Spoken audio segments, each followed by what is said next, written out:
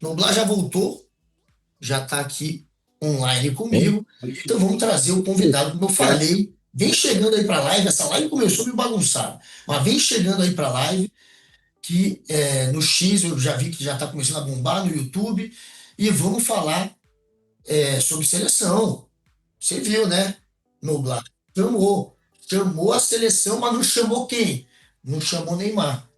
Não Pois é, chamou Neymar. O que você a achou? gente, a gente podia começar por isso. Eu estava com dificuldade de entrar. Não sei se vocês já conversaram, você com o Trajano, se você já perguntou alguma coisa para ele. Nem Tá. chamei, nem chamei ainda. Acabou de O, aparecer o o, o, Trajano. Com vocês, Trajano e Noblar. E eu, Guga Noblar. Vamos então falar da seleção. José Trajano, como eu disse, como eu anunciei, vai conversar com a gente agora. E saiu a lista, Trajano. Você viu aí. O Ancelotti chamou Casemiro, chamou o Hugo, goleiro do Corinthians, e não chamou o Neymar. O que você achou da lista? O que te surpreendeu nela? Bom, primeiro, boa tarde a todos e todas. É o seguinte: a expectativa dessa primeira convocação, dessa primeira lista do Ancelotti, era se seria convocado o Neymar ou não. Não convocou. Diz ele que ligou para o Neymar de manhã, explicando, mas na verdade, explicando por que ele não seria convocado e tal. Mas, na verdade, o Neymar não merecia ser convocado. Ainda bem que ele não convocou. Porque o Neymar jogou outro dia 20 minutos, outro dia 30 minutos, está completamente fora de forma, e é um sujeito que tem se dedicado mais ao marketing pessoal, atividades econômicas, prazerosas, etc., etc., do que a jogar futebol. Então, a grande novidade dessa primeira lista foi a não convocação do Neymar. Mas essa primeira lista, que foi anunciada com todas as pompas hoje, lá na sede da CBF, com vídeo, porque também, além da lista, foi mostrado ao público brasileiro o novo presidente da CBF, o homem lá de Roraima, o Samir Chaudi, né? Que é, nunca teve ligação nenhuma com o futebol, assim, o pai dele. Teve manifestação em vídeo do Filipão, não, Filipão foi presente, do Falcão, do Zico, do Gerson, do Rivelino, né? Do Parreira, todo mundo desejando, seja bem-vindo, vai ser um sucesso, que bom que você está entre nós, o que mostra, de certa forma, o fracasso do treinador de futebol brasileiro. Tivemos que apelar para um treinador lá de fora, vitorioso, é verdade, mas que nunca treinou nenhuma seleção, para vir tentar salvar o prestígio do futebol brasileiro. Então, essa lista a gente pode analisar direitinho. É mais ou mais do mesmo. Mais do mesmo, de uma maneira geral. mas não convocar o Neymar foi o quê? Uma prova de independência do. Foi alguma atitude que o Ancelotti quisesse marcar sua independência, porque a pressão para convocar Neymar deve ter existido, enfim, quando nada da parte do pai dele. Mas, ou não, ou era porque era uma coisa lógica não convocar. Uma coisa lógica para alguns, como eu. Eu pensava assim. Meu amigo Juca Kfouri também defendeu várias vezes isso. Mas para muitos, pode soar como um sinal de independência, de firmeza, que ele já entrou querendo mostrar que ele tem tamanho para não convocar o Neymar. Na verdade, não merecia. Então, como essa primeira lista, ele chegou agora, nem não vem acompanhando o futebol brasileiro no seu dia a dia e tal. Essa lista foi formada por indicações do Juan, ex-zagueiro da seleção, do Flamengo e tal, pelo Rodrigo Caetano, que é gerente de futebol lá da CBF. Eu acho que ele foi. Nessa aí eu concordo com ele. Se ele cedesse e convocasse o Neymar, que podia ter convocado, seria uma prova de dependência do ex. Tem muita gente que fala que o Neymar não é mais um jogador, é um ex-jogador em atividade. Não convocar o Neymar pode soar como uma independência. Pegou bem, talvez para a maioria do povo brasileiro, para alguns críticos de futebol, como eu, Juca e tantos outros. Agora, tem a volta do Richarlison. O Richarlison está merecendo, Trajano, a seleção? Você sabe que essa volta do Richardson tem a ver com uma entrevista que ele deu até para o meu filho, o João Castelo Branco, que é correspondente da ESPN na Inglaterra. Ele deu uma entrevista semana passada dizendo que o Ancelotti, ele tinha conversado com o Ancelotti pelo telefone e que seria convocado. O time dele, o Manchester United, não está jogando nada. Péssima campanha do Manchester United nessa temporada. Mas o Lancelotti trabalhou muito tempo com ele, principalmente no Real Madrid. Então é chamada, sabe aqueles chamados homens de confiança? O Mesmo Casemiro, jogando né? o mesmo time dele não estando bem, ele traz o sujeito que ele conhece de outros carnavais, é um homem de confiança, é um jogador experiente, sério, não está com essa bola toda, mas com essa ligação dele com o técnico, e o meio de campo da seleção também não vem jogando nada, quem sabe que o Casemiro ajude a consertar. Agora, você acha, Trajano, que o fato de nunca ter treinado uma seleção, quer dizer, conta ponto negativo pro Ancelotti, ou não, ou é uma coisa irrelevante diante da carreira vitoriosa dele? Ah, não é irrelevante, não. Porque treinar um clube e treinar uma seleção são duas coisas completamente distintas. Né? O tempo que você tem de treinar. Por exemplo, dá um exemplo. Ele fez a lista. O dia primeiro, a seleção se apresenta aqui em São Paulo. Treina no dia 1 e 2. Dia 3 viaja para o Equador. E treina dia 4 e joga dia 5. Não deu tempo nem de saber quem é quem, porque ele também ele não convocou todo mundo que ele queria. A convocação não é exatamente dele ainda. Ele concordou mais ou menos. Então, o técnico de seleção tem pouco tempo de treinamento, muitas vezes. E no clube você tem um contato diário.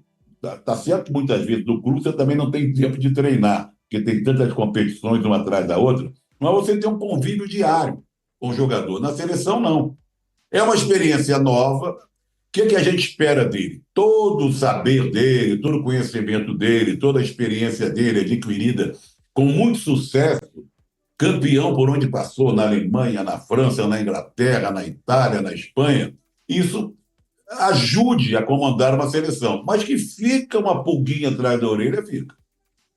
E, Trajano, não é curioso que tem 5 jogadores do Flamengo na seleção? O que aconteceu?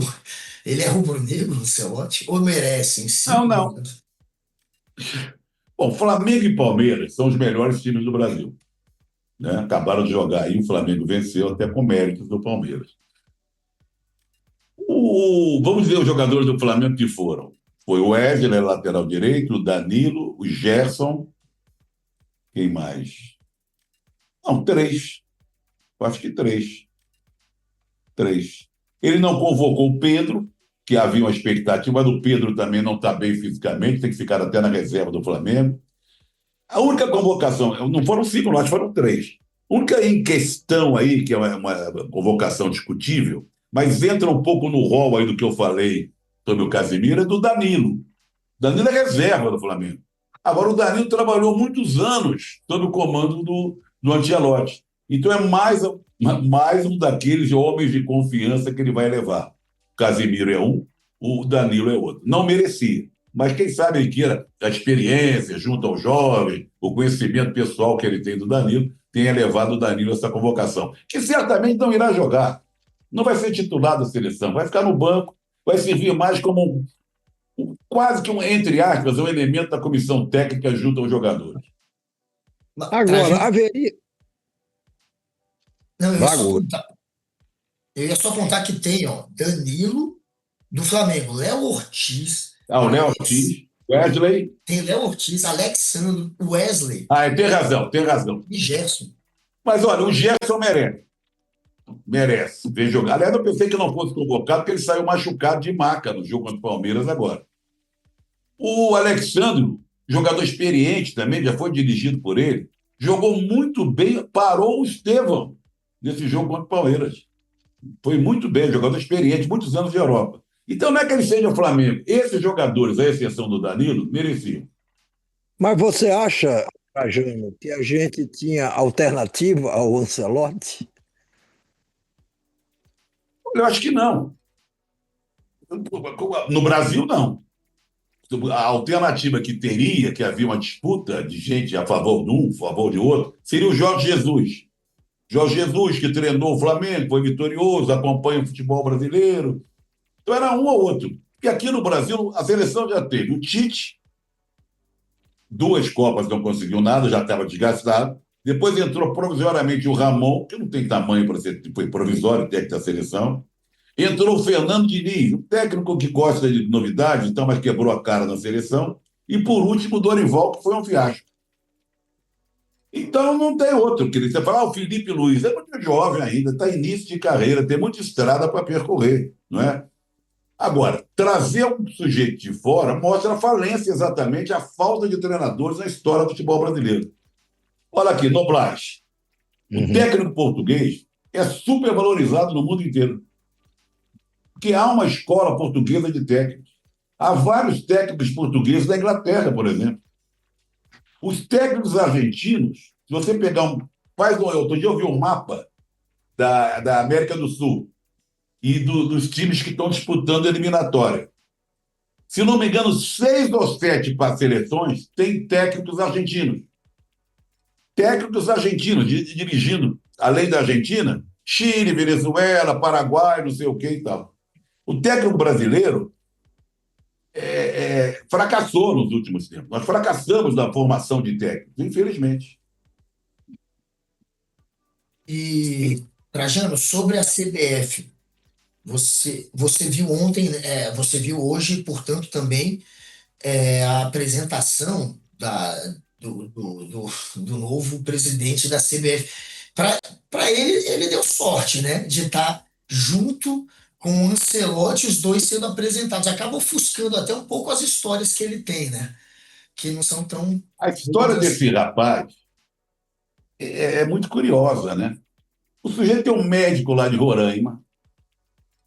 O pai dele é presidente da Federação de Roraima, roraimense de futebol, há 40 anos. Ele foi eleito para assumir em 2027 no lugar do pai, ou seja, ele nunca dirigiu sequer uma federação, mesmo uma federação não tem tradição nenhuma no futebol, tem pouquíssimos times, não tem nenhum time na Série A, na Série B, na Série C, só tem um na Série D. E ele cai de paraquedas no dia que o Lancelotti, um dos técnicos mais vitoriosos do mundo, chega ao futebol brasileiro. Quem contratou o Ancelotti foi o defenestrado baiano lá, o O Edinaldo, Adenaldo. né? O Edinaldo. Agora, chefiar a CBF, a lista de gente daquele jeito, daquela gentalha, vamos dizer assim, vem de longe. Resta saber se esse rapaz vai entrar na lista que entraram desde o João Avelange, o Ricardo Teixeira, o Marco Polo Del Nero, o Marco Polo Del Nero, quem mais? O Aquele, aquele, aquele que Marim. tinha um apartamento lá em Nova York, como era o nome dele? Não, tem o Marim. Marim morava Ah, lá. Marim, Marim, Marim. Marim foi vice-governador. Chegou a ser governador de São É, Paulo, que ele era. é, é. Né? Veja você.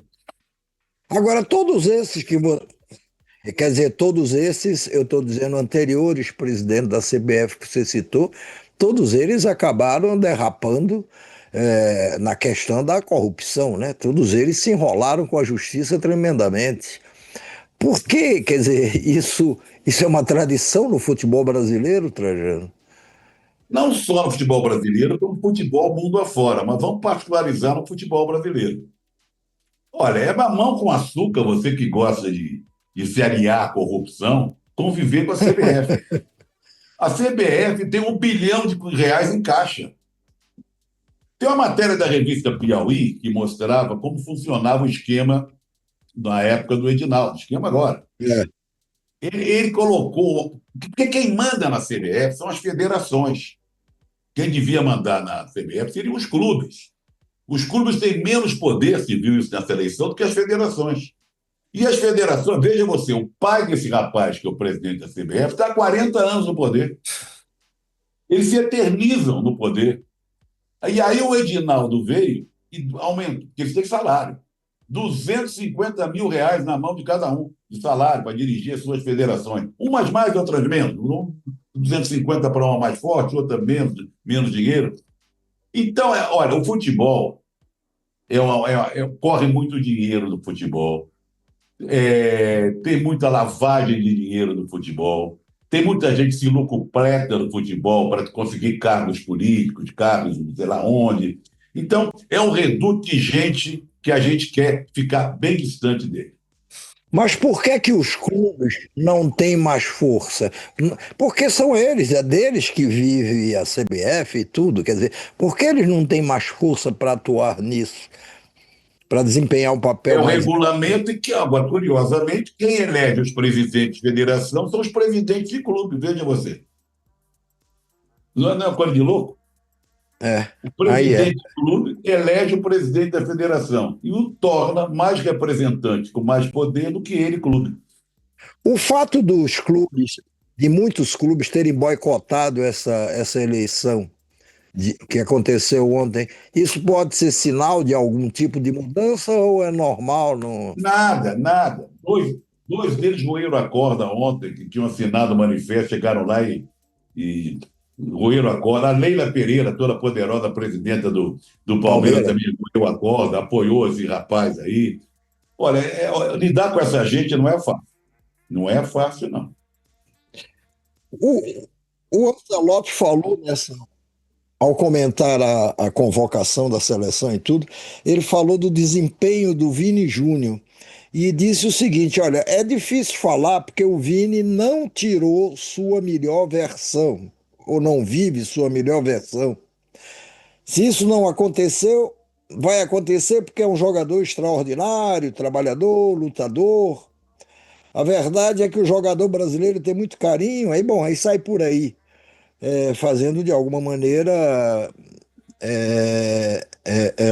vamos dizer, média com o torcedor brasileiro. O Vini Júnior não foi convocado? Foi, não foi? Não foi, mas que a pergunta que fizeram para ele foi uma pergunta até bem colocada. Não foi assim, mas foi assado. Por Tá. que o Vini Júnior na seleção não tem o desempenho que tem no clube? Ah, Né? sim. E ganhou o prêmio de melhor jogador do mundo. Realmente, na seleção, ele deixa a desejar. É Ele vai para verdade. a seleção, ele tem Por uma quê? expectativa imensa e ele não é o mesmo.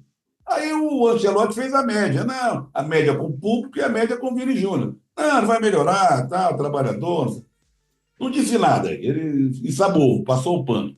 Mas por que que o Vini Júnior na seleção não joga o futebol que ele joga em clube? Essa é uma pergunta difícil de milhões de dólares. Viu? Não dá para entender. E, e Trajano, o Neymar na seleção ainda é uma possibilidade, faltando só um ano para a Copa, mesmo que ele queira, dá tempo de se preparar para uma Copa com um ano só de antecedência, já que ele está sem ritmo de jogo? Não, se ele deixar de ser um ex-jogador em atividade e passar a ser um jogador em atividade, dá tempo sim. Porque você não esqueceu de jogar bola. Porque ele esqueceu de tratar do físico, né? Esqueceu de se dedicar mais à recuperação das contusões, a se dedicar mais à prática do futebol. Tempo tem, porque um ano para um centro que sabe jogar, a qualidade que ele tem, ainda tem, seria, daria certo.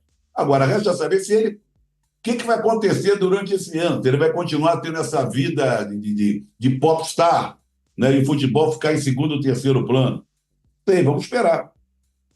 Mas você Você, deseja isso? o quê, Você acha Guga? uma boa, Trajano? O Neymar na seleção, se ele quiser? Não, ele não tem que querer nada, ele tem que jogar bola, né? Se ele jogar bola, ou começar a jogar os 90 minutos, que ele não conseguiu ainda, ele fez os dois últimos jogos, 20 minutos, outro 30 minutos. Se ele começar a jogar, e o Santos está numa pindaíba, numa draga desgraçada, né? Está ameaçado de voltar para a Série B. Se o Neymar começar a jogar 90 minutos, se esforçar, e ter boas atuações, mostrar que está envolvido, que está querendo, claro, podemos contar com ele na Copa do Mundo, porque não podemos expressar a qualidade do Neymar, que não será a mesma dos tempos atrás, mas ainda tem condição, se ele entrar em forma, se dedicar. Agora, fica um ponto de interrogação. Que Neymar é esse que nós estamos vendo?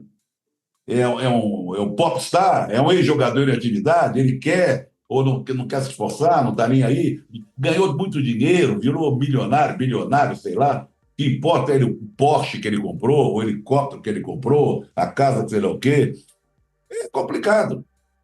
Mas bola, se ele jogar, se ele se cuidar, para disputar uma Copa do Mundo, tem tempo suficiente. Um ano é suficiente. Agora, Trajano, o, em futebol tudo é possível, claro, a gente já viu de tudo, mas você teme ver ou acha que essa possibilidade não existe do Brasil, de repente, não se classificar para essa Copa do Mundo? Não, isso não existe. Porque hoje em dia, a coisa ficou tão fácil que até um time aí da nossa rua, aqui do prédio, tem que pegar uns reforços, a gente se classifica. Porque pensa bem, são 6 países e mais um que vai para a repescagem. Você tem que ser muito ruim, fazer muita lambança, uma atrás da outra, para não ir para a Copa do Mundo. Não, isso não vai acontecer. O que pode acontecer é o Brasil ir aos trancos e barrancos. Não primeiro, não, segundo, não, terceiro, não, e lá na quarta posição. Mas não é novidade, não. Não será a primeira vez que o Brasil irá para uma Copa do Mundo sob crítica, sobre ameaça. E ganhou algumas vezes assim. 58, eu me lembro que o Brasil jogou contra o Bangu e perdeu do Bangu. Na época do Saldanha, em 69, o time foi jogar no Rio Grande do Sul e perdeu no Rio Grande do Sul. Havia uma desconfiança imensa. Mas naquela época nós tínhamos talento, né? Hoje não temos tantos talentos assim. Mas Copa do Mundo vai de qualquer jeito, está classificado. E, Trajano, E, Fagor, será que ainda tem chance do Ancelotti falhar miseravelmente e a gente precisar de um outro técnico durante esse tempo ainda? Ou agora é Ancelotti até a Copa e aí o fracasso teria que ser na Copa? Não. Acho que fracassar não vai fracassar. Pode ficar do jeito que está, um pouquinho melhor, ou até bem melhor. Ele não vai transformar a seleção numa coisa brilhante. Ali ele vai saber montar, um ser experiente e tal. O Brasil é uma seleção melhor que várias outras aqui nas eliminatórias da Copa. Como diria o Tiririca, pior que está, não fica. Então vamos em frente. hum, vem cá, você como confessou inicialmente, quer dizer, a gente não estava ainda no ar, é um torcedor do América. E vou mostrar o livro aqui, ó. Mostra o livro que você lançou agora, José Aqui, Trajano, ó. 1960. Por que 1960, Trajano? Porque 1960 foi um ano muito diferente. O América foi campeão do estado da Guanabara, era o estado da Guanabara. Mas o livro não é isso. O livro tem as súmulas dos jogos, jogo a jogo e tal. Mas foi um ano que o Rio deixou de ser capital. A cidade do Rio de Janeiro virou estado, o menor estado da federação, o estado da Guanabara, por isso a conquista do América foi o primeiro campeão do estado da Guanabara. Jânio foi eleito, Lacerda foi eleito governador do Rio. É, havia a televisão era preto e branco, Brasília foi inaugurada, o Teatro Revista estava com Oscarito, Grande Otelo, as vedetes que vinham da Argentina. Eu misturei tudo isso de um liquidificador e deu um livro gostoso, um livro assim de memória, um livro de pensado de... Não é a década, é 1960. Maravilha, Trajano. Muito obrigado por esse nosso encontro e teremos outros encontros. Vamos conversar depois que estrear o Ancelotti, passar alguns jogos, ver se a coisa está indo ou não está indo. A gente conversa de novo. A gente faz Grande esse Trajano. balanço. Muito obrigado, Trajano. Um abraço para vocês. Obrigado. Obrigado, Um Trajano. abraço para você também. E aí, Guga?